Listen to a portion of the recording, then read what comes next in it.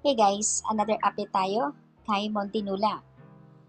Pati ba naman yung kilikili ni Kai ini-issue nila, binigyan ng issue, kikissue pinapawisan. Aba, hindi naman tayo robot na hindi papawisan. Kahit ano ang gagawin mo, kahit naka-aircon ka, talagang kung busy at medyo hindi comfortable, dumating talaga yung time na papawisan tayo. Tao tayo eh, normal lang napapawisan. Pati ba naman yun ini-issue kagad kay Kai? Eh, alam ng lahat kung kanino galing yung fandom na iyan. At syempre, hindi lingid sa kaalaman na talagang nagkakaroon ng kompetensya yung fandom ni Fiang and Kai na hanggang ngayon hindi pa rin sila good. Kasi nga, palaging pinagkukumpara si Fiang and Kai Montinola since nung PBB pa talaga.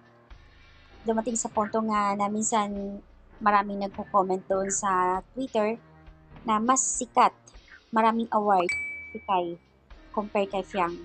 So, sa madaling salita, si Kai yung talagang sikat at maraming award, which is true naman talaga. So, kapag may makikita sila na kaunting diferensya nakikita lang nila, ini-issue ka agad. Alam na natin kung saan galing fandom yun.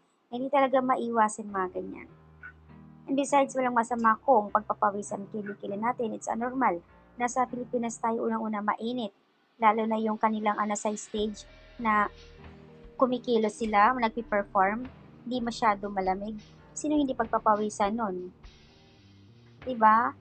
Ano sa tingin nyo guys? Hindi tayo papawisan robot, alien, tao tayo eh.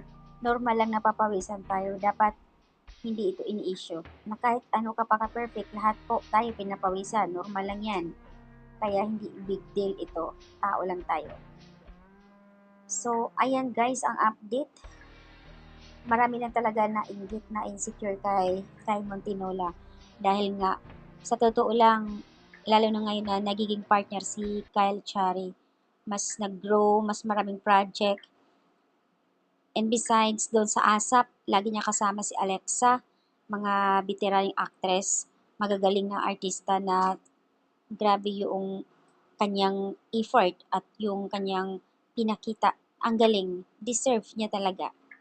So, maraming naiinggit doon. Kasi kung ipagkukumpara natin sa talent, ha, hindi naman sa, ayan guys, wag na natin bigyan ng issue, grabe naman tong netizens kung makapag-comment.